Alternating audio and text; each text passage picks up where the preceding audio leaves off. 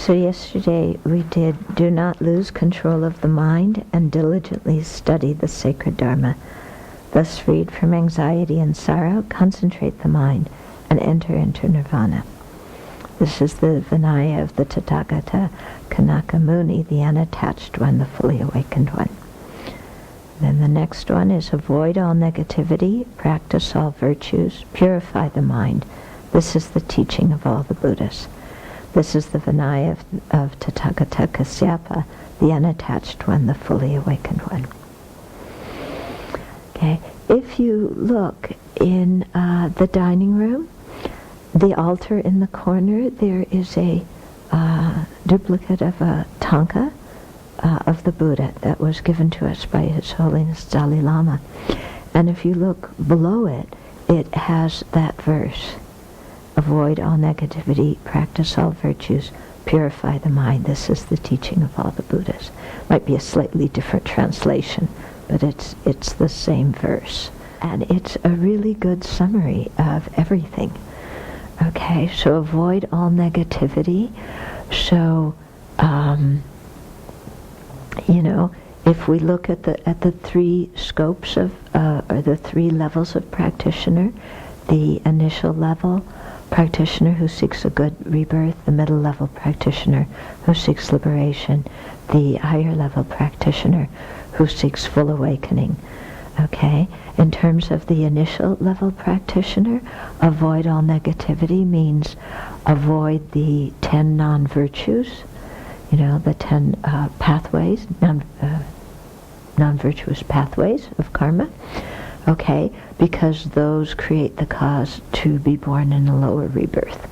So that's the very basic thing we have to start with, is avoiding those. And that already is it's not so easy, is it? Yeah, it's not easy at all. Okay, so there's 3 of physical ones: avoid killing, stealing, unwise and unkind sexual behavior. 4 of speech, avoiding lying, creating disharmony, harsh words and idle talk. And then 3 of mind, coveting, maliciousness or ill will, and then wrong views. Okay, so that's the first level of negativity. In terms of the second level of negativity, if you're somebody who's seeking liberation from samsara, then you don't want to do, or you want to even stop the causes for upper rebirth. In other words, you don't want to have attachment or craving that that makes you create the karma to be born in an upper realm, So, for example, in the God realms, where they have either incredible sense pleasure deluxe, or in the form and formless realms, where they're born there due to the strength of their samadhi. So if we still have craving in our minds for the upper realms, and especially, for the form and formless realms, where they really, they don't have all the suffering and problems we have here in the desire realm, then, as long as we still have that craving, then we're born within cyclic existence and our minds aren't free, even though we may experience incredible bliss or incredible equanimity, which in some ways they say is even better than the kind of rapturous feelings that you experience when you have shamatha. Okay, so people have that craving because they don't have wisdom and they haven't completely renounced all rebirth in cyclic existence. So that's a trap that it's easy to fall into if you cultivate shamatha without having a sufficient understanding of what samsara is and its causes, and to have some renunciation from that. They say it's easy to get stuck in craving that kind of the kind of good feelings from single-pointedness.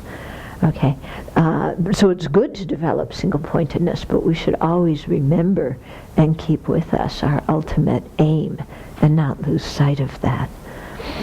And then in terms of the person of the higher level practitioner who seeks full awakening, then negativity would be the self-centered thought. Okay, so there's different levels of the self-centered thought. The very gross level comes in tandem with our gross level attachment, and it's like, I want the last piece of chocolate, you can't get it, or I want some fame and recognition and you don't deserve it. So that's a gross kind of self-centeredness. A more subtle kind of self-centeredness is the one of, my liberation, my Dharma practice, my liberation. I want out of samsara. And so overemphasizing that to the detriment of other living beings. So at that point you would wind up as an arhat who has attained liberation, but not as a fully awakened Buddha. Now there's a big misunderstanding. Some people think arhats have no compassion. That's wrong. Okay?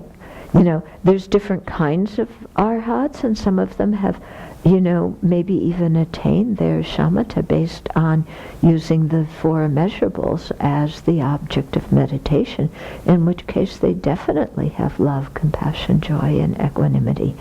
However, they don't have it to the same extent that the bodhisattvas have it, and their compassion isn't strong enough to propel them to seek full awakening and to eliminate even the subtle stains on the mind that prevent them from becoming omniscient. Okay? So that would be the level of negativity of a bodhisattva, is, some self-centered mind that's drawing them back from working for the benefit of all living beings. And in the case of Tantra, the negativity would be having ordinary view and ordinary conception. So seeing things as ordinary and seeing them as inherently existent. Okay, so at least on the generation stage, that would be the negativity. On the completion stage, it would involve, still some subtle kind of grasping at the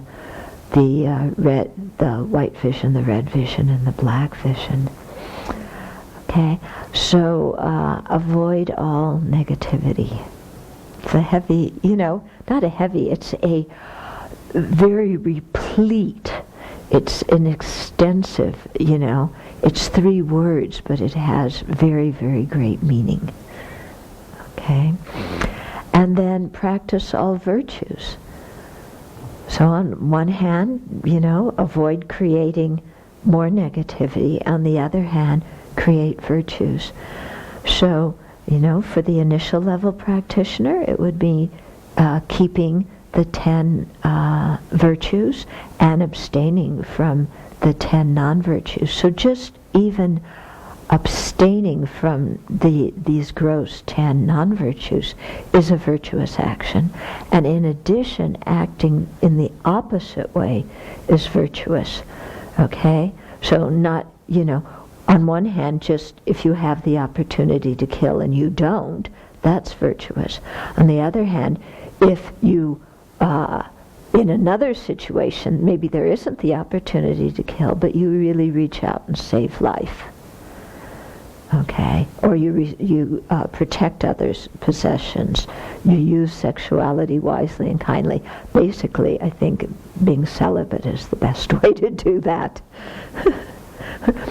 It's really funny. There was one retreat when I was, kind of teaching about the 10 non-virtues, and there was one woman who said, "Well, those of us who are still, we aren't monastics, and how should we do that? Practice the third precept. And I said, well, you could become celibate. And of course she laughed, and everybody laughed, and she actually wound up ordaining later on. So, yeah. So doing the opposite of the non-virtues. And this is the real benefit of keeping precepts. Whether you have monastic precepts or the 5 lay precepts, or even some of the 5 lay precepts, there's real benefit, because every minute you are not doing the opposite of the precept, you are creating virtue. Okay? So the example I always give is there could be 2 people in this room. One has the precept not to kill, the other doesn't. Neither one of them are killing at this moment. The person who has the precept to abandon killing is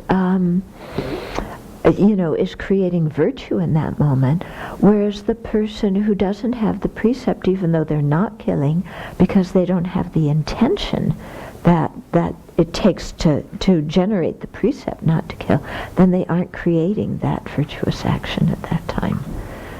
Okay? In terms of the middle capacity person, practice all virtues means realize emptiness. Okay? Get yourself out of cyclic existence. Stop craving for any rebirth in samsara. For the advanced level practitioner, it would be not only realize emptiness, but also generate bodhicitta, and combine your bodhicitta and your realization of emptiness, so that they become the collection of merit and the collection of wisdom that leads to full awakening. Okay? In terms of the Tantra, to practice all virtues would be to do deity yoga, both the completion stage and the generation stage and the completion stage. Okay, so that's practice all virtues. Purify the mind. So whatever negativity whatever seeds of negativity are already in the mind, then let's get rid of them. Let's purify them. Okay? So we have the seeds of, they say all the beginningless non-virtues that we've created, unless those seeds have been purified or have ripened, they're there in our mind stream, ready to bear their full result. Yeah, so we need to really purify the mind.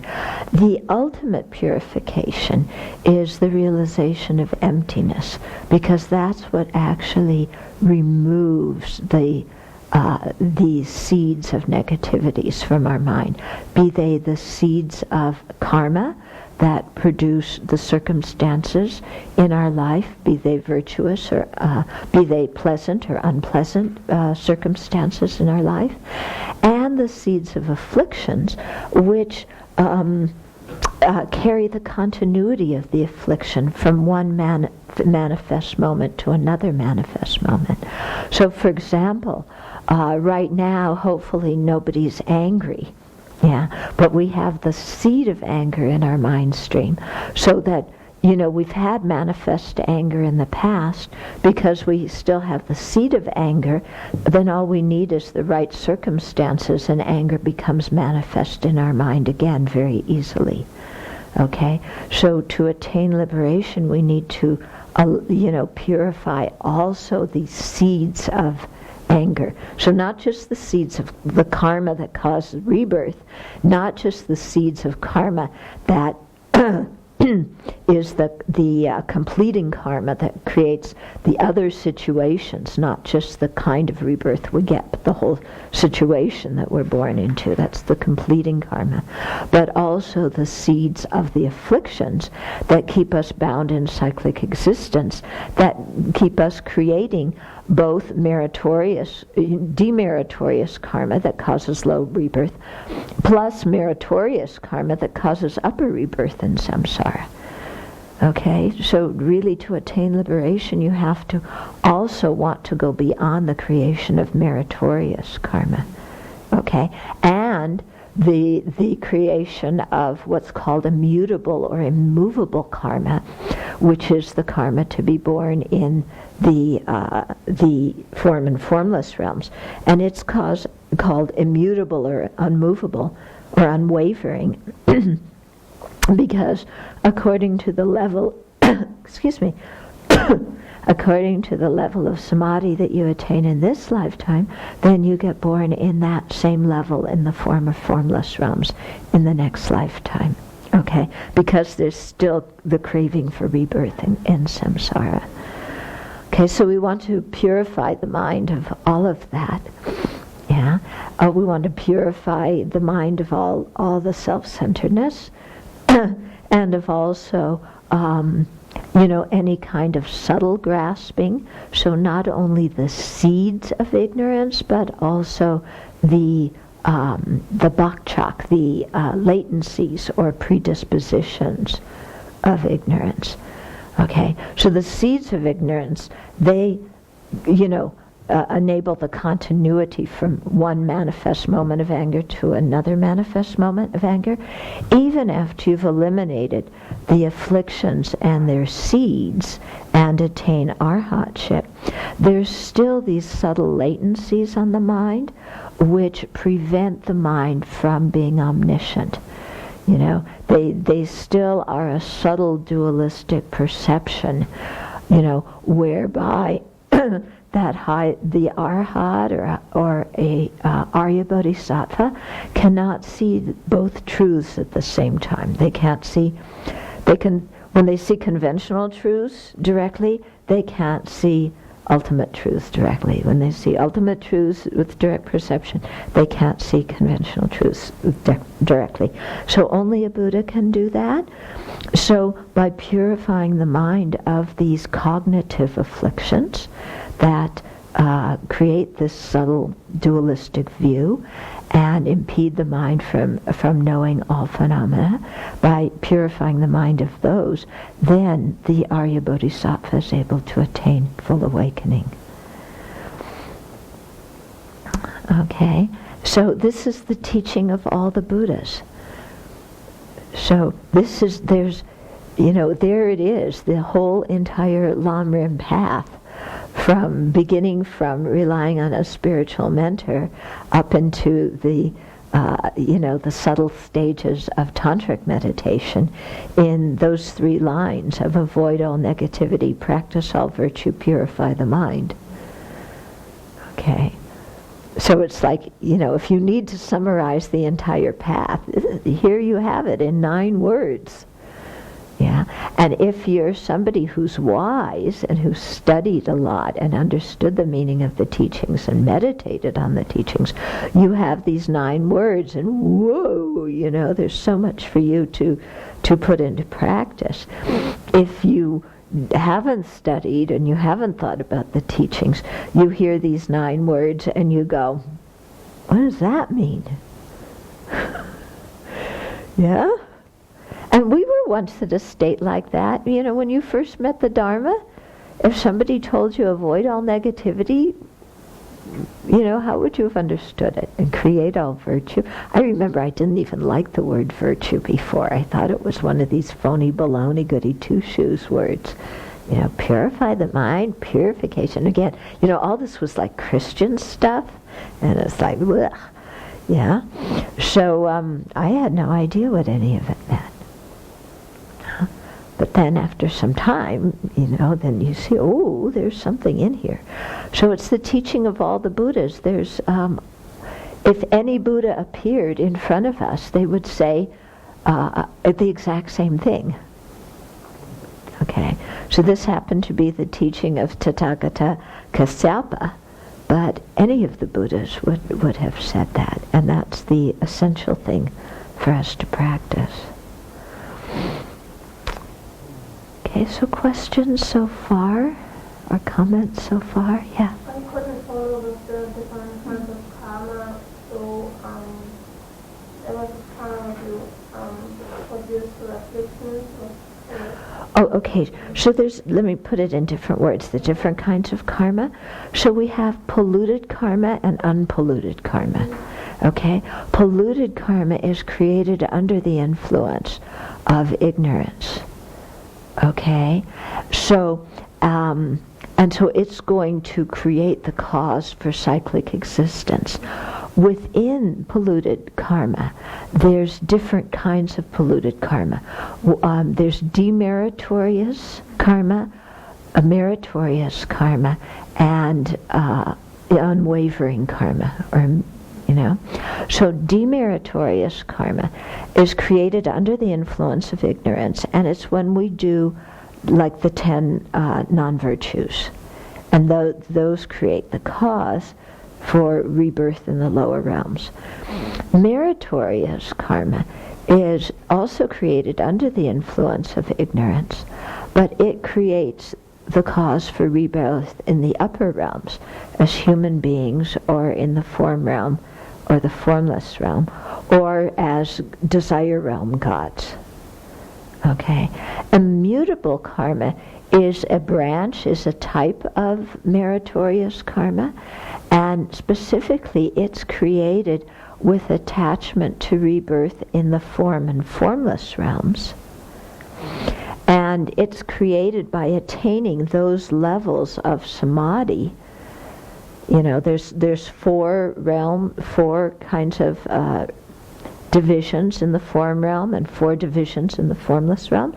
So by gaining any of those different levels of concentration, then without having wisdom and without having renunciation, and with attachment to rebirth and cyclic existence, then you create the cause to be born in those realms with those states of samadhi in your future life. Okay, and the advantage is it's very nice and very comfortable. Okay, the disadvantage is you don't have so much opportunity to practice the Dharma, because there's not a lot of gross suffering that motivates you. Okay, especially in the formless realms, where they don't even have a gross kind of body. Yeah. So, in the form realm, some of the form realm gods have devotion to the Buddha, Dharma, and Sangha, and they take refuge. It's still, and some of them do some practice, but because it's so pleasant in their states of samadhi, then, they kind of hang out there. So that's where Buddhism puts the Hindu gods, Indra, Brahma, Vishnu, they're all put in the form realm, and especially Brahma. There's a whole level of the form realm that's named after him, and different gods that are his subjects and so on. Because Brahma is often seen in Hinduism as Brahma is the creator. Okay, so they tell the story. The Buddhists tell the story that in the evolution of this world system, it always starts first with the beings in the upper realms. So Brahma was the first one to appear, and then the different Brahma gods, and then the celestial beings in the desire realm, and then so on down. So because Brahma was the first one to appear and everybody came after him, he thought, well, I must have created them. And everybody else thought, oh, he must have created us. So in Hinduism, according to Buddhism, that's how there's this idea of a creator in Hinduism. Yeah? Yeah. I always am confused by this, because just a few paragraphs later it says, the bhikkhuni takes delight in the Dharma, blah, blah. One below that. A wise person will enjoy these benefits, good reputation, gain, and birth in the celestial realms after death. Right. So, when we have that with our Tara thing too, to be born in the place of the gods or something like that. No, it's in Sukhavati that you dedicate for Tara. Okay. But the God realm, the deities in the God realm pay homage to Tara. Okay. Okay, so you have these things of, later, a little later, a wise person who is able to keep the precepts can enjoy these three: good reputation, material gain, and birth in the celestial realms after death. Okay, that section there, starting with the second to the last verse, if a bhikshuni takes delight in the Dharma, that section is talking about the benefits of keeping precepts. So there are different levels of benefits of keeping the precepts. Some people take the precepts because they want a good life in the future rebirth. Yeah. Especially the 5 lay precepts, the people, I don't want to go and have a bad rebirth, so I want to have a good rebirth. So that's my main motivation. Yeah, like a lot of people in Asia, they're very generous with the Sangha, and some of them think, if I give to the Sangha, I create the merit to have wealth in my own life in a future rebirth. So it's definitely motivated for rebirth in samsara and for wealth in that rebirth. So for people who have that kind of aspiration, the Buddha teaches them, So the Buddha says, yes, if you keep precepts, you'll have a good rebirth. Then those people think, yes, I want that, I'll keep precepts. So it benefits them in that way. If the Buddha told those people, you've got to get out of samsara altogether, those people would go, I don't want to. Samsara is kind of nice. I just want a nice, comfortable life in samsara. Yeah, I want a good, comfortable life in samsara. This liberation stuff, it's too abstract for me. I don't get it. Yeah, and so, the Buddha teaches them according to their level. So, when we're talking about in the 400 stanzas, when Aryadeva's talking about bodhisattvas teaching people according to their disposition, this is what it means. Yeah. So then, similarly, for a person who seeks liberation from samsara, if you start talking about full awakening, some of those people go, whoa, this is way too much, I can't handle this. And I remember thinking, gee, why would somebody do that? If you're going to be liberated, why not just get enlightened too? And, how can you forget about all sentient beings? I just thought, how could somebody have that motivation? And then I spent a couple of weeks in Thailand at a Thai monastery, and I was talking to some of the monks there, mostly the Western monks. But I realized, wow, there's a real diversity in sentient beings' mentalities. And some of the monks were telling me, samsara is so scary and is so frightening, and I just want to get out. And this is the best thing I can do for sentient beings, is get myself out of samsara myself, so I stop harming them. But I really can't think about, getting all sentient beings out of samsara. And then another monk would say, me generating compassion for all sentient beings, vowing to liberate all sentient beings from samsara, that's fantasy. How am I ever going to liberate all sentient beings from samsara? That's make-believe. And then somebody else saying, oh, but taking the bodhisattva vow, that actually inhibits you from gaining liberation, because you're saying that you're going to take rebirth in samsara for the benefit of sentient beings. So, I don't want any one moment longer in samsara than I have to. I want out, and the bodhisattva vow impedes, attaining liberation, and you have to return your bodhisattva vow to get liberated. And I heard people say this, with my own ears. I wasn't just reading it in a book. And it was like, whoa. It was like this big thing, because I had never I thought, how could somebody think like that? And here are people, who are intelligent people, and this is really how they're thinking. And so I said, okay, now I really understand why the Buddha teaches different vehicles. and why he gives different teachings to different people. Yeah? And so, so for the people who, they really want a good life in samsara, that's the most their minds can get to, then the Buddha's saying that you'll enjoy these benefits from keeping the precepts, then that's really good. I mean, there's the story of the Buddha's cousin. I think his name was Nanda, not Ananda, but Nanda.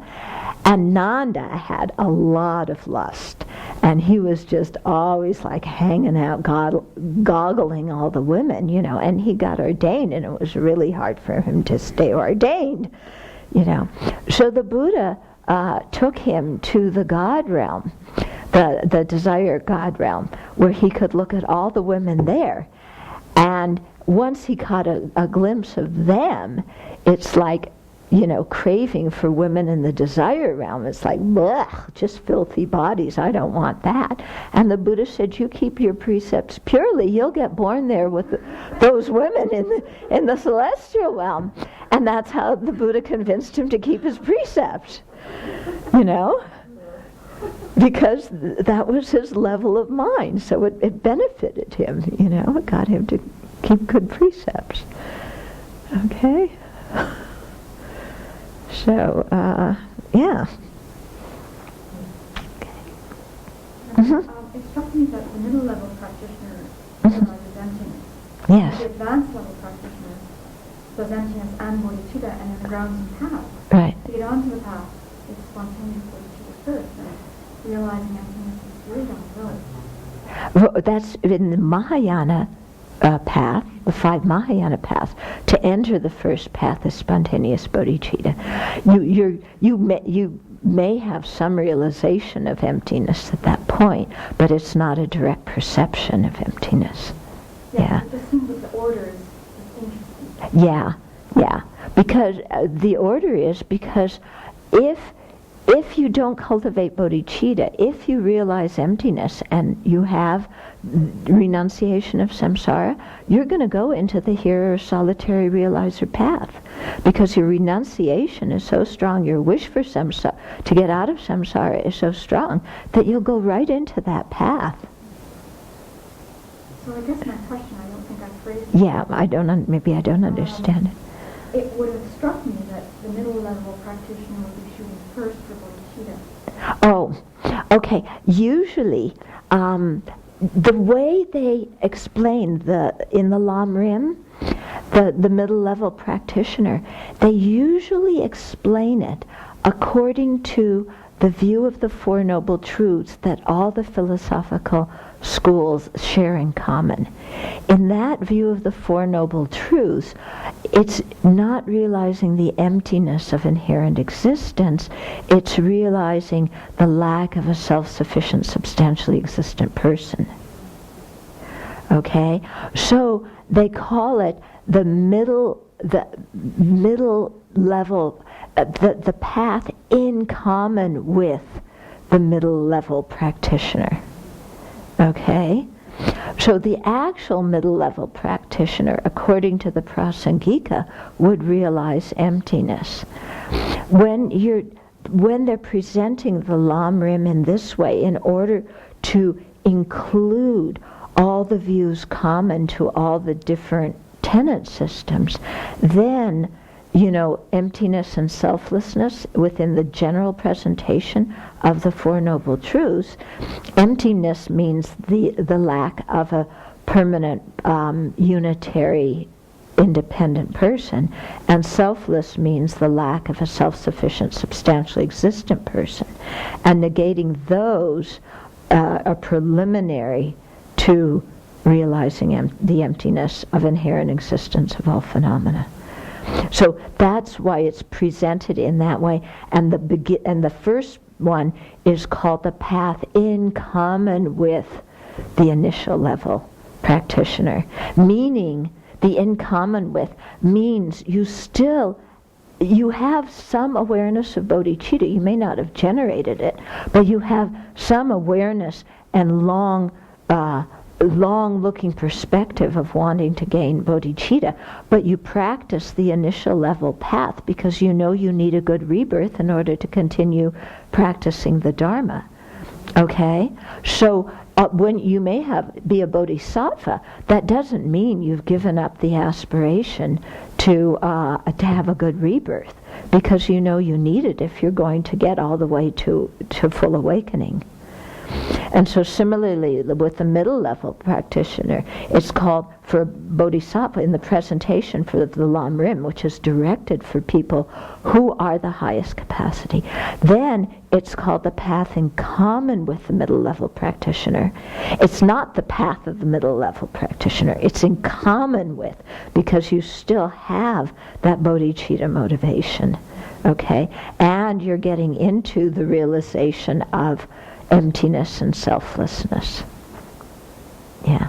And then with the advanced level practitioner, then you're generating bodhicitta and you're going deeper into emptiness. So that's a way of presenting the Lam Rim to include all the philosophical tenet schools, even though if there's a person of middle level who's a middle level practitioner, not in common with, but a middle level practitioner, that person will realize emptiness to get out of samsara according to the prasangikas. According to the lower schools, they'll realize just the lack of a self-sufficient, substantially existent person. Okay? The lower schools, that's enough? Yes. Right. To get out of samsara, yes. So Yes. Because remember in the paths and grounds, okay, even the Svatantrika Madhyamaka, the selflessness of persons was the selflessness of a self-sufficient, substantially existent person. That's what you need to realize if you're, according to the Svatantrika Madhyamaka view, to get out of samsara. The selflessness of phenomena, okay, which is the emptiness of true existence, that they say you need to get to full enlightenment. Right. I understand that part. What I don't understand, maybe it's Mhm. an apple and orange thing that I'm scrambling, Uh-huh. is that given that distinction, Mhm. a path in the middle level practitioner is going to eliminate all of the afflictions, no matter whether. According to the prasangika, Right. a middle level practitioner will do that. Right. Okay? According to presenting the Lam Rim as a stages of path, the middle level practitioner who has bodhicitta will start realizing the lack of a permanent, partless, independent person and the lack of a self-sufficient, substantially existent person on the middle level. And then they'll realize the emptiness of inherent existence, when they get to the practice of the paramitas. Yeah? Yeah. So the Lam Rim presentation and the way that we're talking about it in terms of the Vinaya and the levels is a little bit of a. Well, usually I talk according to the prasangika view, assuming everybody's following the bodhisattva path, but when you include everything and this skillful way of incorporating all the teachings and all the views of the different philosophical tenet systems together, then, the Four Noble Truths is explained in a slightly different way in the middle path than it will be explained when you're not the middle path, in the middle level practitioner, then how you're going to explain the Four Noble Truths to somebody who follows the prasangika view. Okay? Yeah. So there's different ways of explaining the Four Noble Truths. Okay. Yeah. So, Jackie, I think when you were teaching us on how to meditate on emptiness, Mm-hmm. you mentioned that actually we start with the selflessness of phenomena. It was challenging that the conventional view is to meditate first on the selflessness of presence that you were saying, but the basis of the meditation is phenomena. Yeah. So you got to meditate on that first. So was he teaching from the Asangita?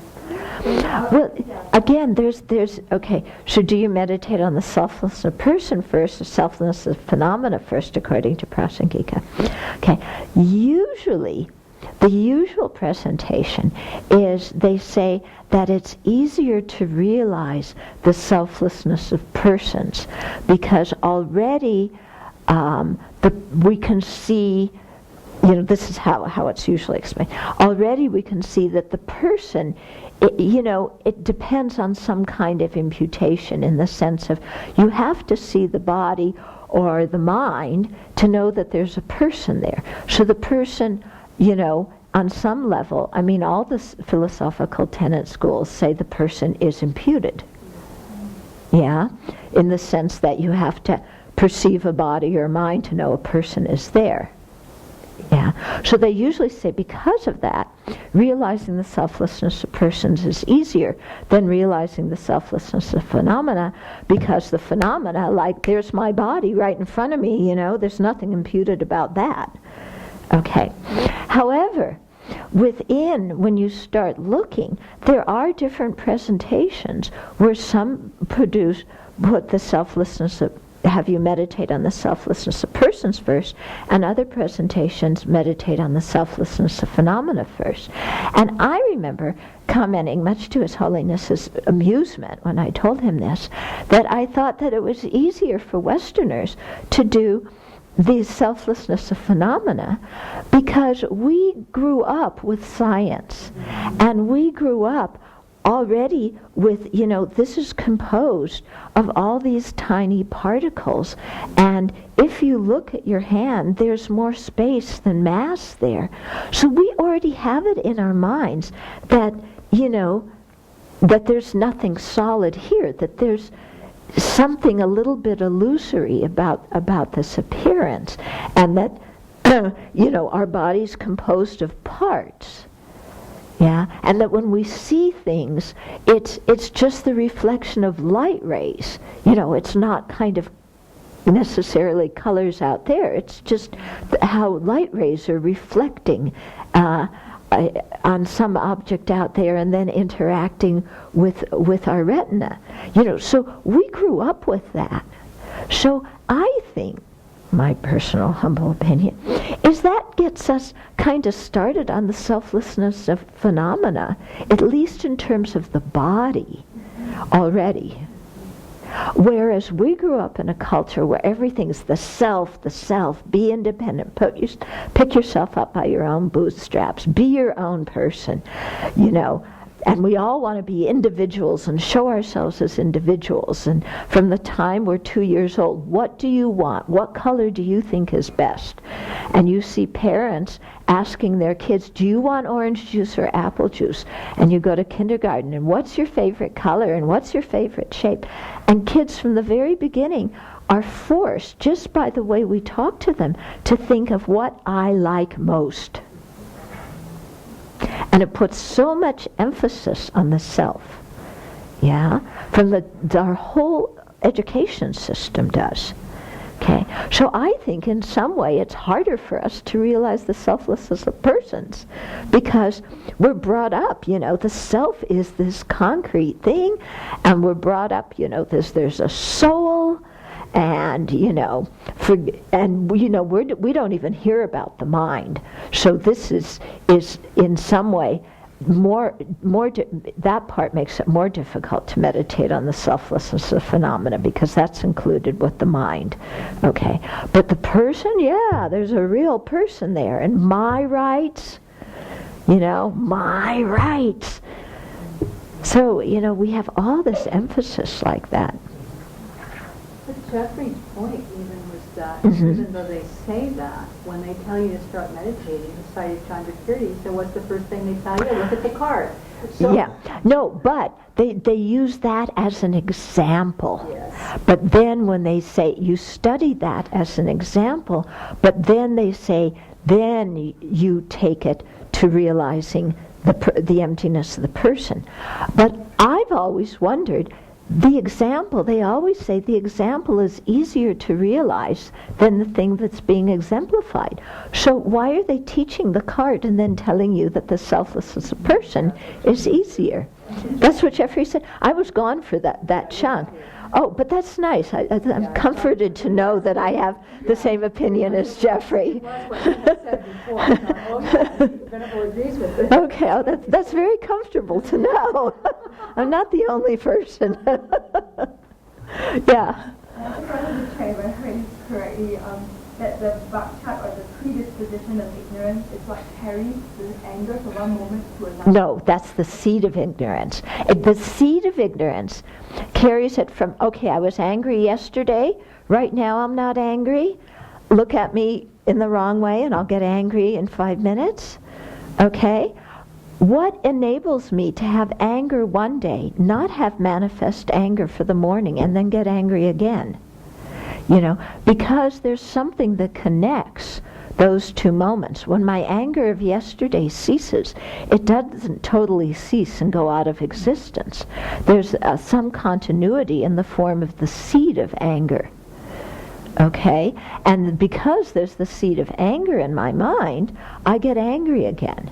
If there were no seed of anger in my mind, people could threaten me, they could beat me up, they could call me names.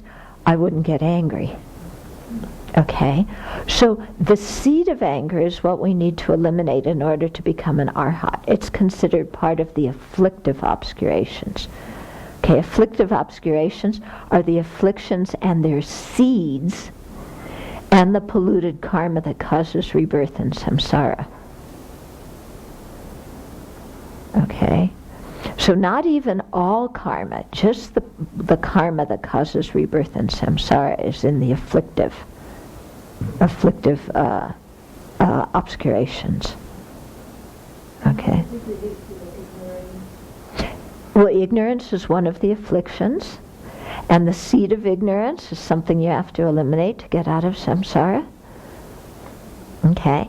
But the latency of ignorance is different than the seed of ignorance. Okay? The latency is what produces this subtle dualistic appearance, or the subtle dualistic perception that even arhats have. And when you have the subtle dualistic perception, things appear truly existent, even though they aren't. Whereas a Buddha, things don't even appear truly existent to the Buddha from the side of the Buddha. And a Buddha can see conventional things and ultimate truths at the same time, whereas an arhat can't, because when an arhat sees conventionalities, they appear truly existent. So at that moment, they can't also directly perceive emptiness because of this appearance of true existence. Okay, so there's still that level of obscuration on the mind of an arhat. So that's the cognitive obscuration. We beings in samsara have both the afflictive obscurations and the cognitive obscurations. The arhats have just the cognitive ones. Yeah? Did His Holiness respond when you gave your... When I said that, he thought it was quite interesting. He kind of laughed and, and he listened and he took it in and, yeah. So, and I think he even commented on it one time later when he was teaching. He said, "Oh, I had one Western friend who says this," who presented that view. But then it is true, you look like in the Haruka sadhana, you meditate on the selflessness of phenomena first in the three purifications. I don't understand the order of how to meditate on emptiness, but I remember just the one quote from Aryadeva where he says, "Comes the thought I, comes the thought mine." Mm-hmm. I thought that was somehow linked to the reason why, not just because of ease of meditation, but because of sort of the way that grasping at inherences of phenomena sort of comes first. No, well, yeah, the thought of I produces the thought of mine, but both the thought of I and the thought of mine, grasping at both of those, are included in the self of persons. Yeah. So when we talk about mine, usually we would say like the aggregates are mine, but in the context of eliminating jigta, the view of a personal identity, or Jeffrey translates it as view of the perishing aggregates, there, I and mine, they're both referring to the person. That's what you have to eliminate. One is grasping at the I, the other is grasping at the I as the owner. Mine, the one who owns the aggregates, who takes the aggregates. Okay? Yeah? Could you speak a little bit about, you said there were two kinds of karma, the polluted karma and the unpolluted karma? Yeah. So the unpolluted karma is created by arhats, by meditating on emptiness. Not arhats and Arya Bodhisattvas. I mean, specifically the Arya Bodhisattvas is the one that the unpolluted karma would apply to. And once the result is exactly the same, No. or how? No, because it's unpolluted. It's free of grasping at inherent existence. So it doesn't result in rebirth and samsara. Yeah. So these high-level bodhisattvas have, they still have the latencies of ignorance. So there's different ways of explaining the unpolluted karma. Sometimes they say, well, it's just getting rid of the ignorance, and maybe you still have the latencies of ignorance, and that's unpolluted karma. And then other times they just say it has nothing to do.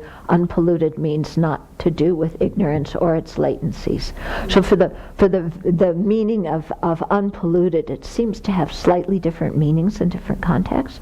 But Arya Bodhisattvas, for example, if they create a manifestation in a world of samsara, they do that due to the unpolluted karma and the latencies of ignorance. Okay? And so there the unpolluted karma would be probably an Arya Bodhisattva's intention to, I want to take rebirth for or I want to make a manifestation in the world of sentient beings. And so, because that intention is in the realm of is in the realm of conventional truth, there's still the appearance of true existence at that point. But that karma, that intention, is something that's very, very pure compared to like our intentions. Yeah. They create from that resolve. Yeah, they create. Yeah, they're creating the collection of merit, because a bodhisattva has to create the collection of merit in post-meditation time, when they're still having that appearance of true existence. But yeah, right. But I'm saying the word unpolluted has, in different situations, has different meanings. Okay. Yeah. Okay. Like, for example, when they say the meditative equipoise, directly perceiving emptiness, is completely unpolluted, their unpolluted means you don't have the ignorance or you don't have the grasping at true existence or the appearance of it. Okay, that's what unpolluted means in that circumstance. Okay.